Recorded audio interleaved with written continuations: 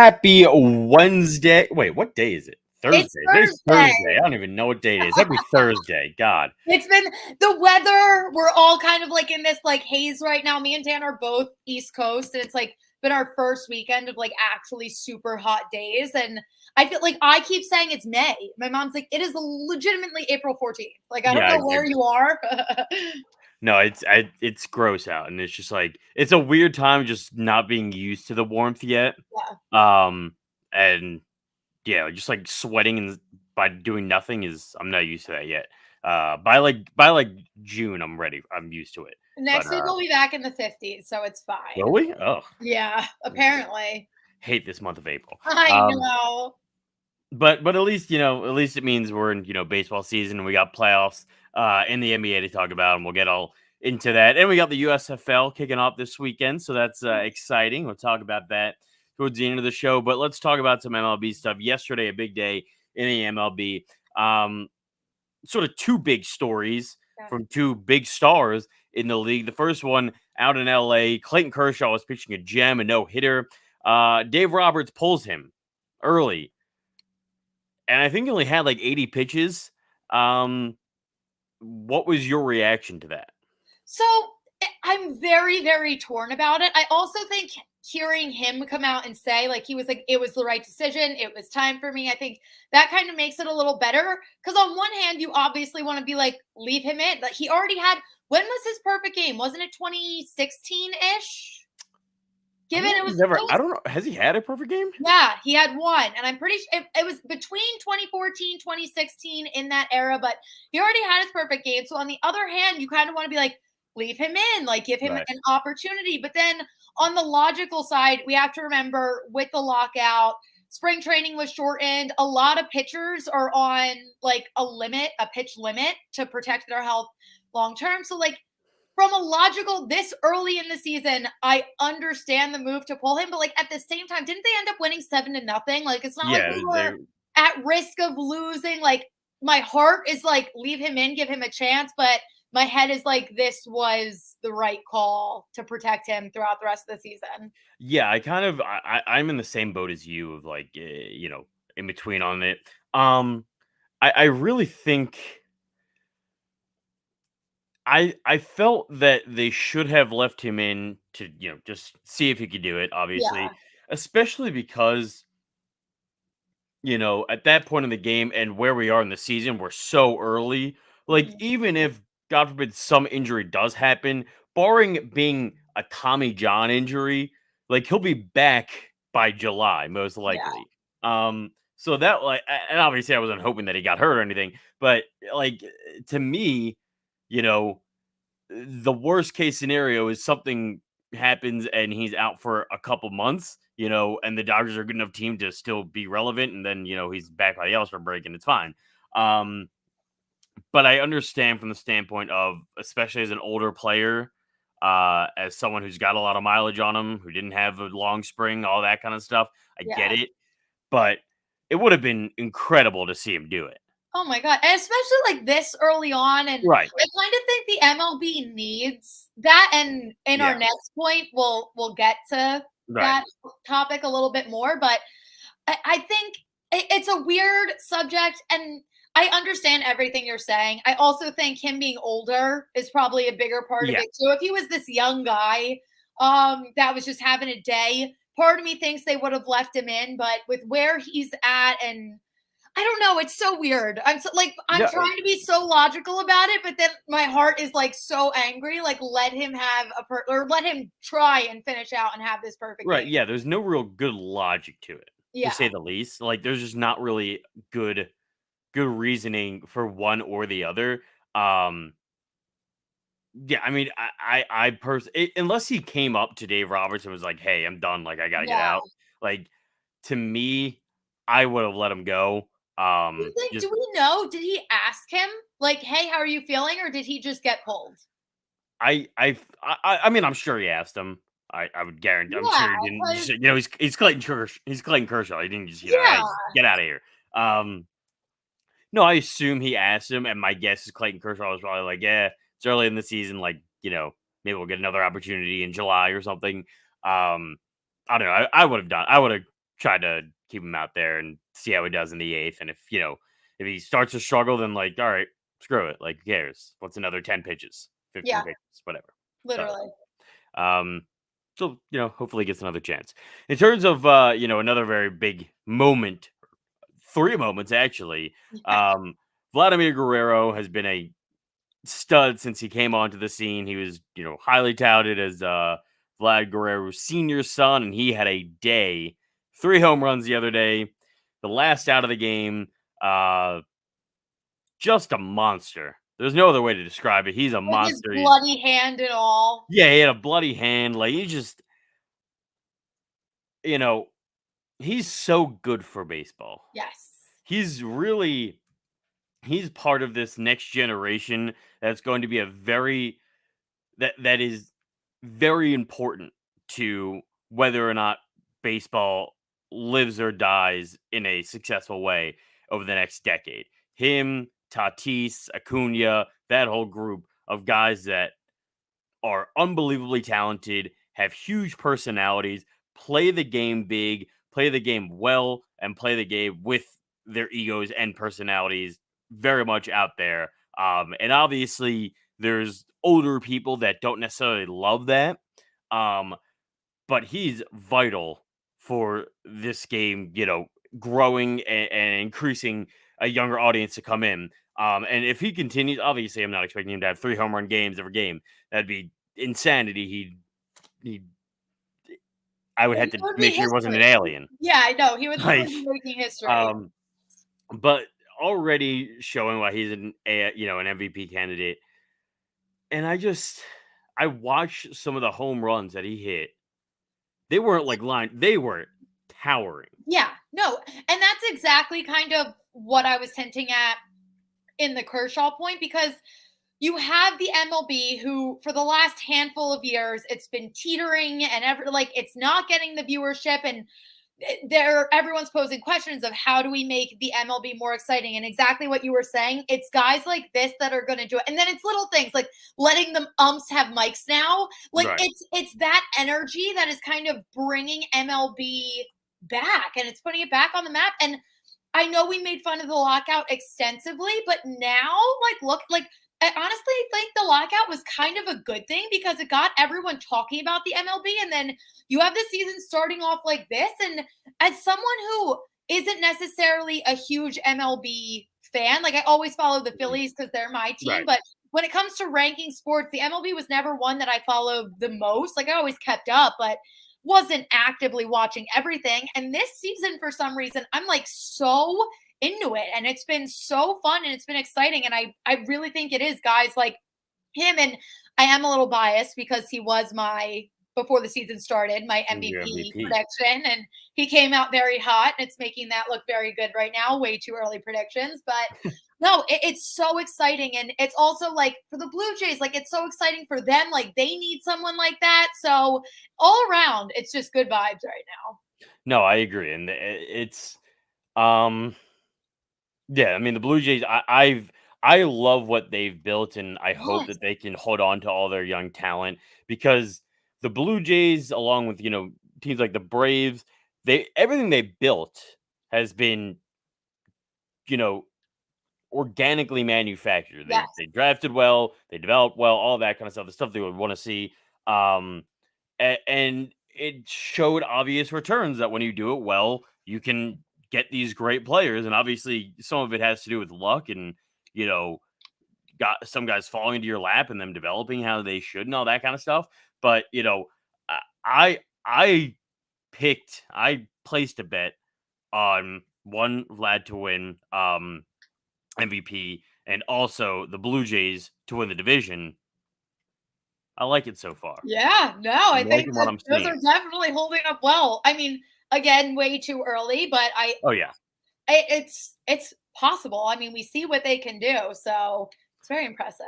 Yeah, no, they've been wonderful. And in terms of interesting this weekend as well, the NBA playoffs, fun playing. What's your opinion of the playing? You like the playing?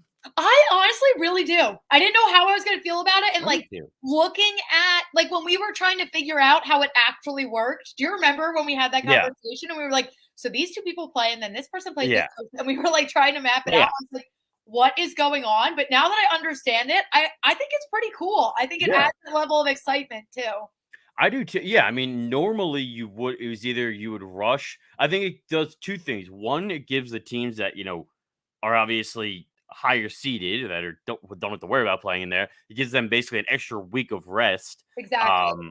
So, for teams that have guys like an Embiid or a Harden that, whomever that are aging, maybe have injury history, it gives them a week off to sort of, you know, reframe their brains and rest their bodies and everything. But also, it brings a sense of urgency. And I feel that and it's partially why I've always been so against baseball the last few years, is that there's no real urgency because you have 162 games. Nothing matters till July, Yeah, like you can play half your season and nothing matters until then. Um, and it brings a sense of urgency where it's one and done. Basically, you're two and done in some cases, yeah, depending on where you ended up. But it brings a level of excitement. It brings sort of an added playoff atmosphere. It can create rivalries in a sense, maybe through it. definitely. I also For think the it adds future, some more, like, because when you get towards the end of the regular season, the teams that know they're not going to be in it kind of trail off, and then the right? teams that know they're going to be in it kind of not give up, but they start resting guys. Right. They And throw I in the think towel a bit. it keeps the excitement until the very Right. end, because now you have Right. guys that want to make it to this play in and Right. kind of figure it out that way. Right, and I think I think it's a great building block towards the actual playoffs. Like, it's a Definitely. nice, like, entrance way into the playoffs in the same way that, like, in college basketball, you have the conference tournaments. The conference tournaments sort of get you in that mindset for March Madness. I Mhm. feel this does the same way. So I think it's been great. It gives, young guys and teams that normally don't get a chance to shine. Like, how many times have you watched Charlotte play on national television in the last decade? Exactly. And now we got to see him. And they got absolutely torched. But Yeah. I that mean, was the Hawks -4 though, that was there, solid. there you go. But looking at the playoffs, this is an interesting first round. It is. Like, there's so many. I don't remember the last time we had a first round with this many storylines and like There's a lot. so many legacies can be completely taken down and ruined, or they can be that much closer. Like, I look at it, KD and the Nets with Kyrie versus, the Celtics. Can the Celtics finally show that they're past all their issues of sort of being a second round-ish team and, finally getting over the hump? Can KD and the Nets do it, in their own team with everything else going on with them and the Ben Simmons situation? Embiid and Harden have their legacies on the line with this. Like, there's just so much. No, there's a lot. I mean, from both sides, the matchups are awesome, but the Eastern Conference in Mhm. particular, it's just wild because I think the one, it sucks. It sucks the way it ended up. Bucks Bulls, if the Bulls were healthy, like 100% healthy, would have been unreal. I think now with the way everything's looking, the Bucks kind of have, I mean, they had the upper hand no matter what, but I think it would have been a lot more exciting. Now I think it's a Mhm. lot easier for the Bucks, but that's when I'm upset that I don't think it's going to be as good as it should have been. Celtics next, Nets, which we'll get into a little bit later. I'm very excited for. And then Yeah. Sixers Raptors, and that's obviously very different because I mean, it's not the same team that it was when the frickin' Sixers got knocked out. What was that, 2 years ago now? 3 years ago? 3 The years moment ago, that still 2019. haunts me every single second. I haven't been Yeah, able to watch that highlight back. I watched it happen live and I have not seen it since. I have. It ruined me. It actually crushed my soul. But no, there's just so much I there. agree. And then you have the Heat getting ready to take on either the Cavs or the Hawks. Either way that falls, that's going to be great. So all around, it's very exciting. Yeah, I think it's there's so much that can make or break in this series, and that's why that's the next thing I want to ask you is like, how are you going about betting these first round series? What do you So, like? What game? What series are you like locked in on? I'm spending my money on this. so I am 100% convinced we can clip this off and we can either like praise me later or make fun of me later. The Grizzlies are sweeping the Timberwolves. Like that's going to be, they're going to come in, quick sweep, knock them out, done. I'm 100% convinced on that right now. Hmm. I believe it. Hmm. And so all my money will be on the Grizzlies. I mean, we know how biased I am. Not biased. I can't even say I'm like we've seen it. They were this team Yeah. that everyone, a very young team that no one had real high expectations. I don't think anyone expected them to be awful, but no one expected No. them to be this hot powerhouse team trailing right behind the Suns, like the freaking Right. Suns. So like Yeah. I think the fact that they were able to do this is so impressive. And as much as I would want them to go on to the finals and have this miracle run, I don't think that's in the cards for them yet, just because they are still young. There's a lot real competition there. I'm not going to completely rule it out. I wouldn't be No, for entirely sure. shocked if it happened, but I'm not expecting it. I'm not locking that in. But I think Grizzlies, Timberwolves, I think Grizzlies are just too hot right now. I think they're going to come in and just do what they do best, be absolutely explosive. John Morant, who we both absolutely adore, is going to put his name on the Okay. map. The second this season ends, I'm putting money on him to win MVP next year. And the Grizzlies are just going to go out there and do what they do, and it's going to be fantastic. Part of me says 100% yes. Then there's like this little sliver of me that thinks the Timberwolves could upset them. I don't like not enough to actually make that bet, but there's Okay. just this sliver of me that's like of any of the Western Conference series for that to happen, it would be that series. No, you're Because probably right. there's always going to be an upset. There's going to be an upset somewhere, Oh, yeah. and we can get over to the Eastern Conference in a bit. But like, there's no way the Warriors are losing to Nikola Jokic and no one, unless a miracle happens and Michael Porter Jr. and Jamal Murray come back, which they say could be a possibility. The Jazz Mavericks series is there's no real upset because neither of those teams I think are going anywhere. Yeah. They're just sort of there. It's just a battle of who loses to the Suns in the second round, essentially. So, like, I could. There's just something about like when I watched the Timberwolves the other night, the energy. I just got this like feeling in me. I don't know what it is. I don't know what it is. I bet solely on gut feeling, so I'm not going to So do knock you I. there. Yeah, So do I. I can't take that from you. My gut feeling is just going in the entire opposite direction. My other gut feeling is that we could see the Sixers not make it out of the first round. Given the fact that Matisse Thybulle cannot play in Canada, I don't even care about that. I don't care about that. That's a That's huge not. factor. It's a big factor. My issue is more of how poor James Harden's played over the last 2 weeks offensively, outside I of also the don't trust assist Doc. numbers. He has been atrocious Yeah. scoring the basketball. Nick Nurse has had their number all season, and really, since he's taken over the job in Toronto. So like I just my heart and my head say there's just no way Joel Embiid lets them lose in the first. Like there's just not a way that happens. Um and I truly believe James Harden will figure out what, like, especially with this week off, like whatever has been going on, he'll get a week off and he'll get to reboot, and whatever was the issue, for the last 3 weeks will get dealt with. Yeah.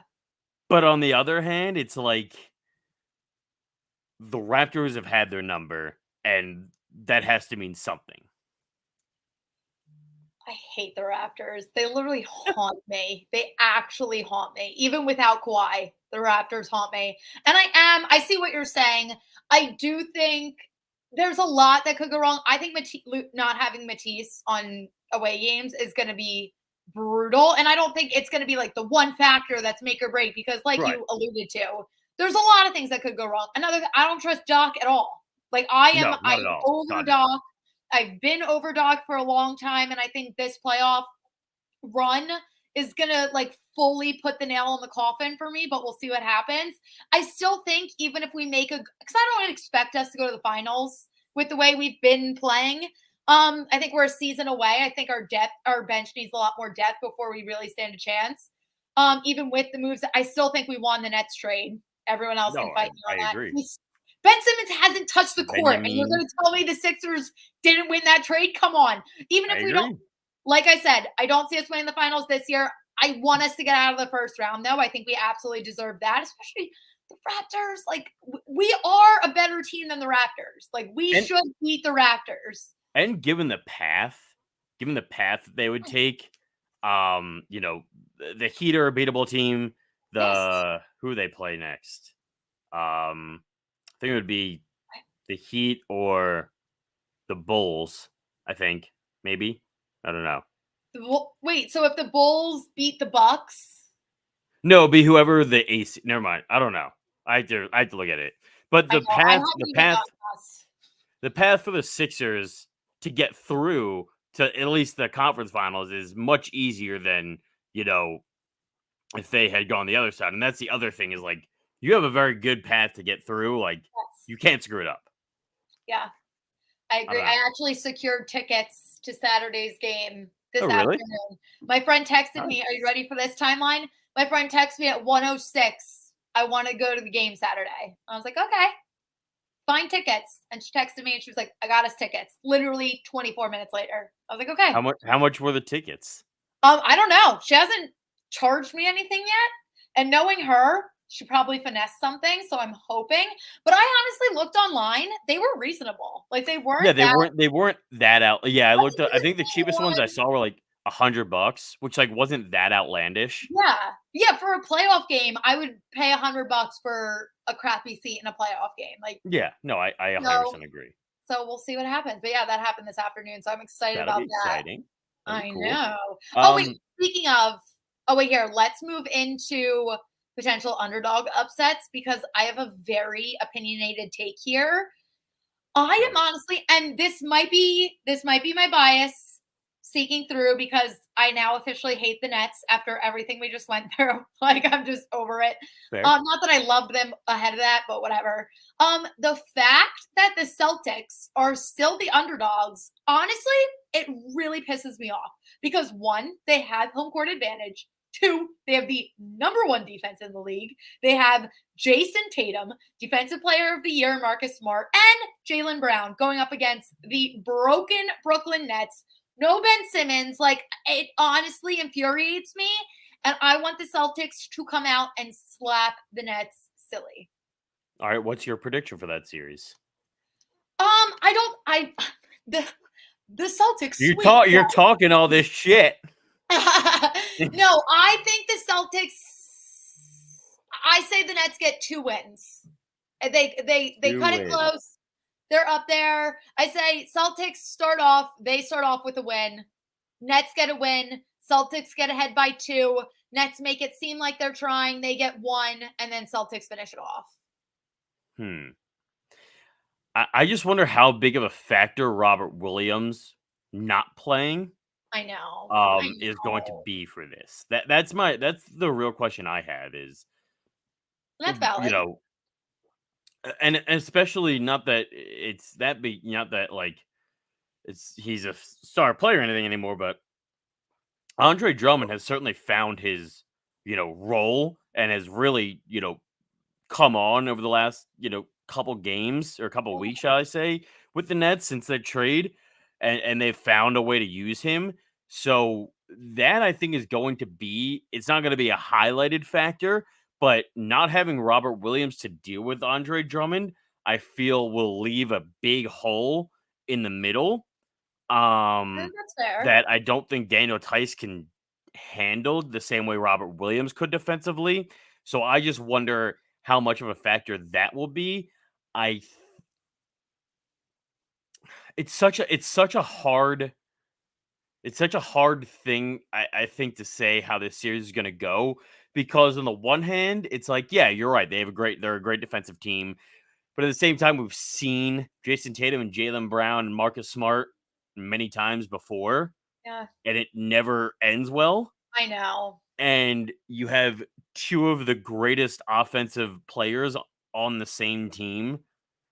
And if Ben Simmons can manage a way to play 20 minutes a game and do nothing but cover Jason Tatum, like they may not ask him to do anything, if that but just wait happens for Jason Tatum and play defense, exert all your energy on Jason Tatum defensively, then I just don't know how. I mean, I'm not expecting what I saw from Kyrie and KD every game, but that can happen 2 or 3 times in a series. Definitely. Like that's very realistic for that to happen.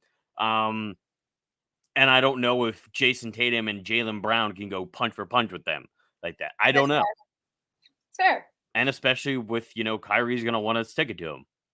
Yeah. Oh, 100%. 100%. So I don't know. It's. I think that might be the best first round. Series. Yeah. No. This is. Yeah. But without a doubt, this is going to be the best first round matchup, and I just can't wait to see what happens. I really can't. I'm so excited. I'm ecstatic. I think that's gonna be. I don't care about any other series. I mean, obviously the Sixers series, but other than the Sixers series, this is the most. This is by far going to be the best series. Non-conference finals. I think that we'll see. And that whole path, that whole side, that whole area is going to be interesting because whoever plays them, I think plays the Bucks next. Wait, so Celtics or Nets are going to play the Bucks next? I believe so. Bucks or Bills? I like how we're just assuming the Bucks win. Did I say Bills? Yes, you did. Bills. I'm in an NFL mind. Yeah. Yeah, really. Yeah, I think I believe that's how the bracket goes. But yeah, no, it'll be great. And the East this year is definitely the more interesting of the two conferences. Finally, though, before we get into all that this weekend, we do have one more playing game tomorrow. It is Hawks, Cavs, Pelicans, Clippers. I think the Eastern Conference game is much more interesting, and I don't think Atlanta can do much against. I don't think Atlanta's there yet. Yeah. Against Miami. But I think if Cleveland, and I think they will get through, although I don't expect Trae Young to have as abysmal of a performance tomorrow as he did last night. Last night was horrible. That was insane. I thought I was cash money. I was like, all right, he doesn't not hit 4 threes a game. Like I think he hit 1. Yeah. Brutal. Bad beat on my part. But the other side, I think, is more interesting because you got Pelicans, Clippers, and the Clippers. Imagine if they lost. Like, what happens this offseason if they lose? There's no way they can blow it up already.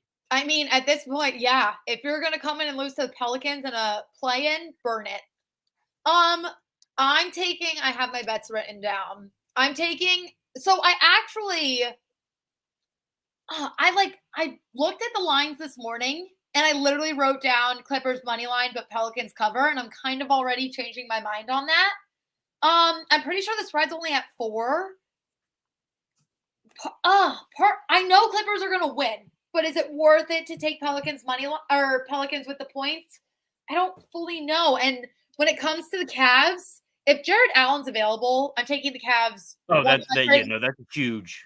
Yeah, that's like a giant. If he's there, if he's playing, done. If he's not, then I might teeter a little bit, but I'm 100% on the Clippers. You know what? Frick it. Pelicans cover. Why not? We'll make this a super close game. Give the Clippers a scare going in and then light a fire up underneath them. Boom. I don't see that happening. I think because Paul George knows like this is like his one shining moment of the playoffs. No, literally. Because they're gonna get crushed by the Suns. Like literally steamroll. So like I would not be surprised if Paul George goes for like 35 tomorrow night. They win by like I'll bet on that. That? Yeah. I think he could easily go for 35 tomorrow. I'm here for it.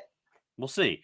But I think the fun part about the other side, the Hawks-Cavs series, is this could very much be a situation that we see for years to come between these two teams. Because obviously the Cavs have built a great young core, a great Yes. young team for the future.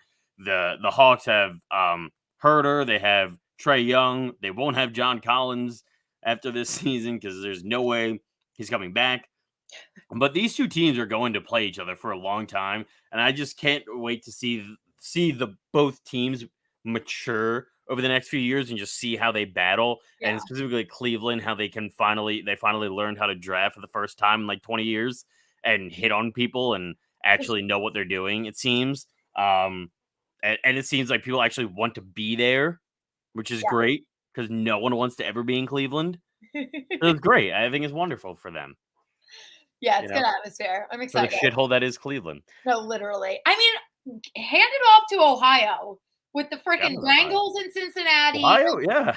Like, Ohio sports are kind of popping off right now. Ohio's on top right now. Yeah, Ohio State football still doing the thing. Basketball team's doing well. Yeah, The Bengals, the Browns are going to be Super Bowl contenders. Yeah, Browns are on everything's looking up. I have no idea how the Guardians are doing. Guardians, I mean, referring to our run line graphic, Guardians are second right now, at least at covering. So good for them. They're making people money, and they got Jose Ramirez still. All that matters. Yeah.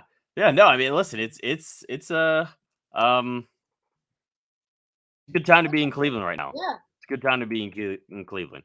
All right, finally, to end things, this weekend we have a contest for this on the UDDA app. So if you haven't already, download the UDDA app and get in our contest for this weekend. USFL, it is back some 20 plus 30 years later since it got defunct. It's back this weekend. We got 4 games starting on Saturday night. I'm excited for this. I don't know if other people are as excited, but anytime we can get football, I'm excited. And I just can't wait to see like at least what's going on, like what these players will look like. Yes. And my friends on one of the teams, so you know that's always a good reason. Always a good reason on the Michigan. I think they're the Panthers. But Saturday we got the New Jersey Generals versus the Birmingham Stallions. The Stallions are 2.5-point favorites. Wait, tell me that those team names don't sound like a Disney Channel movie. No, literally all of the names. Like the one that makes zero sense is the Houston Gamblers. I don't get that at all. Yeah. And the Michigan Panthers, well, that's just like a generic name. If it was like the Vegas Gamblers, right? Like that would make sense. Honestly, even Jersey, we have Atlantic City. Like have us be the Jersey Gamblers. Right. That would have made more sense. Like, and probably Houston would have made more sense with the Generals. I think there's a lot of like bases there. Yes. The Tampa Bay Bandits don't make much sense. The Philadelphia Stars are just like there. Yeah. The New Orleans Breakers, kind of like the name. They're by a lot of bodies of water. And the Pittsburgh Maulers.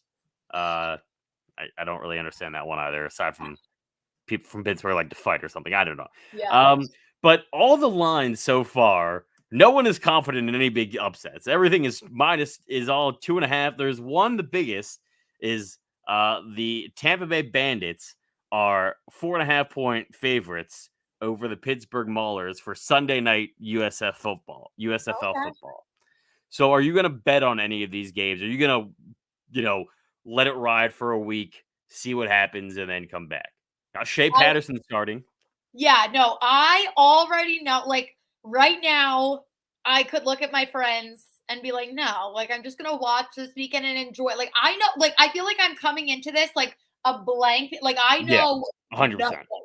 So like going into it, logically, I want to be like, yeah, I'm just going to sit and watch. And then next week, once I have a better feel for like how the games are going to be played and how everyone's doing. I mean, obviously you can't make an assumption off one game, but at least to kind of have some sort of feel. I already know though, Sunday's Easter. I'm probably going to go to brunch, come home, have a couple drinks, and then start betting USFL prime time football. Yeah. No, I'm definitely betting the Philadelphia Stars game. Oh, yeah. 100%. I mean, I'll bet the Jersey game too. Screw it. Yeah, Kick off. Let's go. Yeah, I'll do it. I might throw like a couple dollars on each game. Who Yeah, cares? just to You know, see. just yeah. I have no idea because I don't know who like half. I don't know 90% of the players Yeah, that are playing. Um, but there are some like Shea Patterson, Michigan's yeah, former quarterback, Paxton Lynch. They are both teammates actually. Um, that's so crazy. isn't it crazy? I Yeah, forget who else. My buddy who's on the Michigan team. I was told of who's on the team. Apparently none of them are like that great.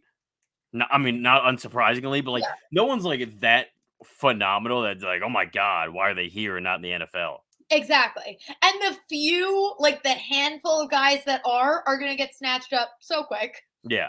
But that's why I really not only do I want to believe in this because I think it's great, just to have that alternative in the spring that, obviously Americans love football, but Yeah. it gives these guys an opportunity because it is hard in college, especially now in the world we live in where guys are constantly moving and transferring and there's, high schoolers that are getting offers at 15 years old and you got to worry about that kid and there's just so much that it gives these guys another opportunity that maybe they got hurt their senior year and it screwed up their draft prospect options to get that opportunity to sort of restart I think is great Yeah. and I'm excited to see how it works because I was a big believer in the XFL I love the XFL. and were it not with the pandemic I thought it was going to work 100% and so any reason to gamble and to watch football I'm here for it. Yeah. No, I And have so a now feeling I'm going to start getting super into it. So oh, I think it's going to 100%. be fun. Yeah, and once they actually, like, play in the cities, because right now they're all playing in Alabama. Yes. Once they actually, like, can play in all the cities, I think it'll add a whole nother level Oh my God. back I to would it. 100% go to Oh, USFL. 100%. Oh, yeah. I'm Like, I I'm would I'm in. love it. I'm in. I'm in. Yeah. We shall see. Um, yeah, it's gonna be a great, weekend of sports. I can't wait. There's a lot going on this weekend. Lot going I'm on. here So for it. much. I'm excited. And yeah, we're gonna win some money, hopefully. Always. Always. So if you haven't already, make sure to follow us on all of our social media channels at UDA_winner. Download the UDA app. Enjoy your holiday weekend. Good luck betting. I'll talk to you next week. Bye, guys.